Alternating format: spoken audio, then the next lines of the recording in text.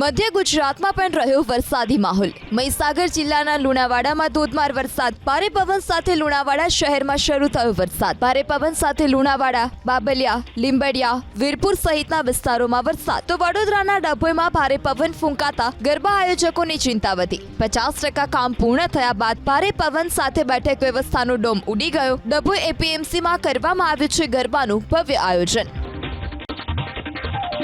હવામાન વિભાગની આગાહી અનુસાર દક્ષિણ ગુજરાતના અનેક વિસ્તારોમાં વરસાદી માહોલ રહ્યો। નવસારી શહેરમાં આજે વરસાદી માહોલ રહ્યો। શહેરમાં આવેલા જૂના થાણા, ફુવારા રોડ, મંકોડિયા સહિતના વિસ્તારોમાં વરસાદ। ભારે પવન સાથે વરસાદ વરસતા અસહ્ય બફારામાંથી લોકોને મળી રાહત। તો ભરૂચ શહેરમાં પણ ધીમી ધારે વરસાદ વરસ્યો। શક્તિનાથ, કલેક્ટર કચેરી, સેવાશ્રમ રોડ, પાંચબત્તી સહિતના વિસ્તારમાં વરસ્યો વરસાદ। સેવાશ્રમ રોડ પર વરસાદી પાણી ભરાયા।